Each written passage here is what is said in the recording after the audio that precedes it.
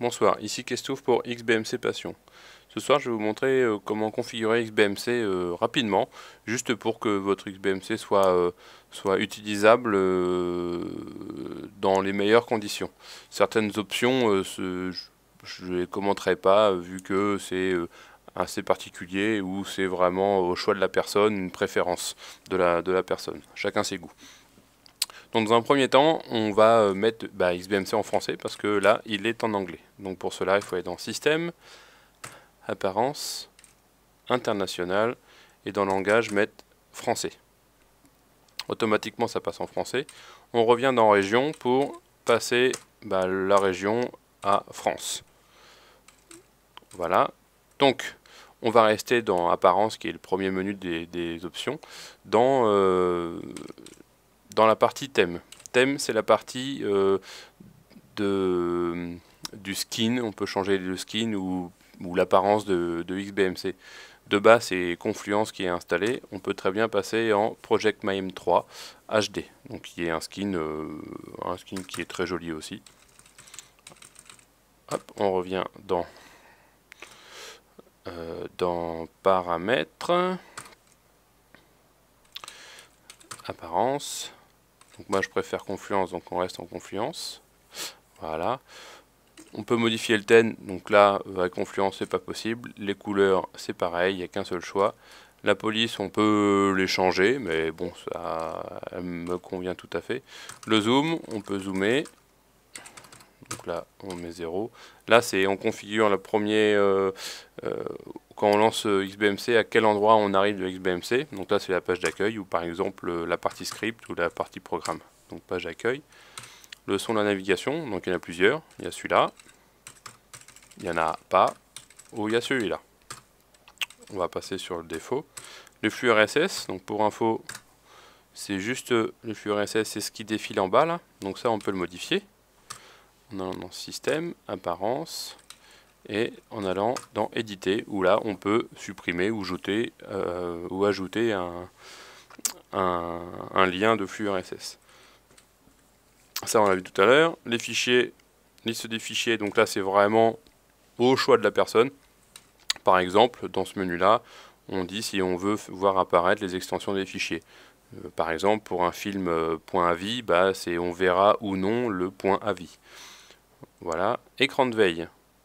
Donc ça c'est pour dire à XBMC qu'est-ce qu'on fait au bout de 3 minutes par exemple. Qu'est-ce qui se passe? Donc il y a le diaporama Fan Art. Donc, les Fan Art, c'est les images des films qui sont téléchargés via le scrapper. Par exemple, voilà, l'écran de veille Fan Art. Donc j'ai 2-3 films en test. Donc voilà le premier, voilà le deuxième, et puis un troisième, et ça tourne comme ça sur tous les Fan Art de votre bibliothèque, de votre médiathèque. Il y a un diaporama de photos. On voit que l'option répertoire de diaporama c'est activé. C'est juste pour, au bout de 3 minutes, ça va passer en diaporama toutes les photos de vacances ou les photos qui sont dans le dossier répertoire du diaporama. Vous avez écran noir complètement, ou vous avez atténué, c'est-à-dire que ça s'assombrit un petit peu, et puis c'est tout. Voilà pour la partie apparence. Vidéo. Donc la médiathèque, là, c'est les deux premières, c'est vraiment à votre goût, vous cochez ou vous cochez pas. Par contre, la troisième, c'est assez important, ou plutôt assez utile, c'est pour dire à XBMC de mettre à jour votre médiathèque au démarrage du XBMC. Donc voilà, vous le cochez ou vous le cochez pas. Après, vous pouvez vider toute votre médiathèque ou exporter ou importer le contenu de la médiathèque. Lecture. Pareil, là c'est vraiment à la convenance de chacun, donc je passe. Liste de fichiers, c'est pareil. Les sous-titres, c'est peut être intéressant. Vous pouvez modifier la police, la taille, le style et la couleur. La couleur, c'est pas mal parce que des fois, on se retrouve sur le bas de l'écran du film qui est très clair avec un sous-titre de couleur blanc et on voit rien. Donc là, on peut le modifier. Le DVD, donc on peut demander à XBMC de lire automatiquement ou pas un DVD qu'on vient d'insérer dans le lecteur. Donc moi je le coche, de base c'est pas coché, moi je le coche parce que je trouve ça pas mal. Le scrapper, Donc là, c'est ce qui permet de récupérer les infos, les jaquettes, les fan art de votre bibliothèque de films. Alors là, de base, c'est pas configuré comme ça pour la partie film, parce qu'il y a partie film, partie série, partie clips musicaux. Donc la partie film, il faut mettre Ciné Passion. Il y a vraiment un large choix. Donc voilà, vous avez vu, on va faire le tour rapidement. Ciné Passion, c'est le scrapper, la base de données de XBMC Passion. Dedans, les infos sont au moins toutes en français. C'est le seul qui est multilangage, ou en tout cas, c'est le seul à ma connaissance qui est en français.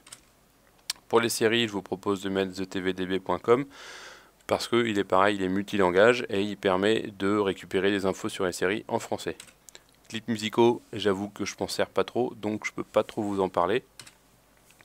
Restreindre le résultat en fonction de la langue, ça permet de dire à XBMC de prendre en priorité les infos qui sont en français. Donc là, c'est assez utile, sauf si vous êtes bilingue.